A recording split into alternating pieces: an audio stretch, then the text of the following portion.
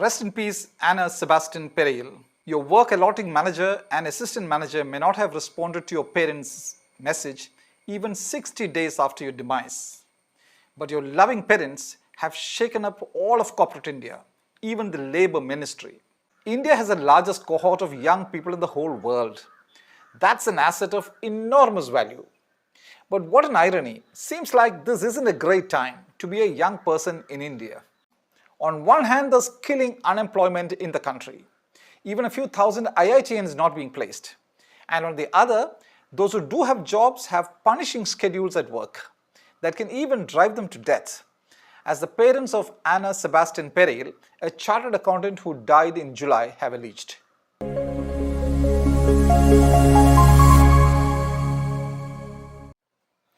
To understand the context of the tragic demise of Anna Sebastian, a 26-year-old chartered accountant from Kochi who had a career with EY Pune for a mere 4 months and a day, from March 19 to July 20th, 2024, the day she passed away, one must visualize some scenarios being played out in 21st century India, right in front of our eyes. 1. Donkey Indians. A record 96,917 Indians were nabbed or expelled last year while illegally trying to cross into the US. A 2022 report by the Pew Research Center said there were 725,000 unauthorized Indian immigrants in the US. India Today reported, raped and tortured, how Indians go through hell to reach US illegally. 2. Caught in the Russia-Ukraine crossfire. Desperate for any jobs, many Indians are getting tricked into joining private Russian armies and getting caught in the war with Ukraine. The Hindustan Times reported last week, treated like slaves, Indians scammed into joining Russian army return home. 3.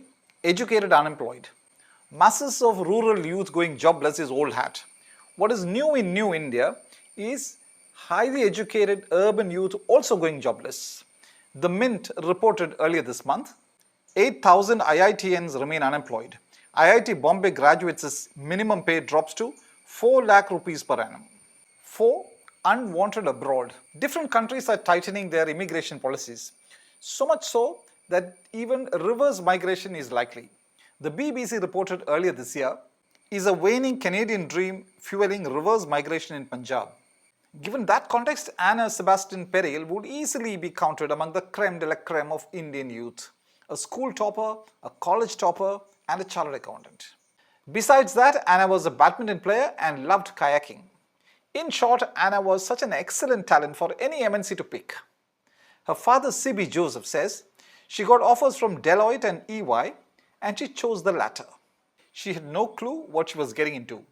In her mother, Anita Augustine's words, her assistant manager once called her at night with a task that needed to be completed by the next morning, leaving her with hardly any time to rest or recover. When she voiced her concerns, she was met with the dismissive response, "You can work at night.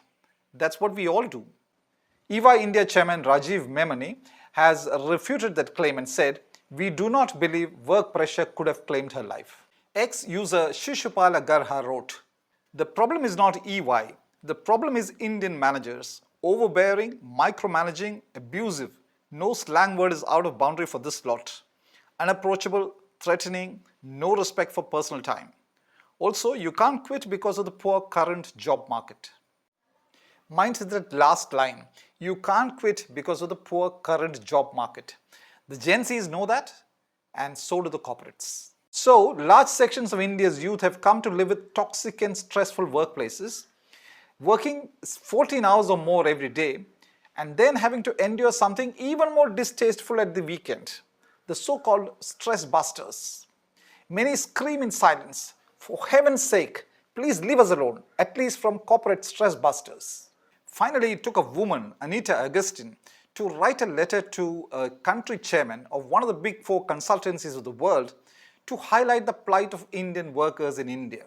In a year that AI has taken over letter writing, Anita Augustine's straight from the heart letter, pleading for the safety and well-being of every young Indian at the workplace, is easily the letter of the year. No wonder it triggered a nationwide tsunami of anger, outrage and indignation at the downright abusive culture that prevails across many companies in India. While India grapples with the toxic and stressful workplace culture, Gen Zs can also pick up an important workplace skill: to take a no and say a no. Rest in peace, Anna Sebastian. Your work allotting manager and assistant manager may not have responded to your parents' message even 60 days after your demise. But your loving parents have shaken up all of corporate India, even the Labour Ministry. Importantly, without any spitefulness, but with polite but powerful words. Never mind, the nation came to know you only 2 months after your demise. To end on a positive note, not all young Indians continue to be mesmerized by the perceived charm of an MNC job. Instead, they are exploring exciting other ideas. Like Zach Faisal, also from Anna Sebastian's state, Kerala. The 24-year-old Zach Faisal's Dubai-based startup Peak Mobility has developed an alternative to mass scrapping of petrol and diesel vehicles. Zach's technology enables to retain the body and chassis of petrol and diesel vehicles and repurpose them as electric vehicles, making electric vehicles cheaper by up to 50%. What an idea! Anna and Zach represent the A to Z of India's amazing and world-beating talents. Take care of them and India will be taken care of. What a pity Anna is no more and Zach's big idea is blossoming in the UAE, not in India.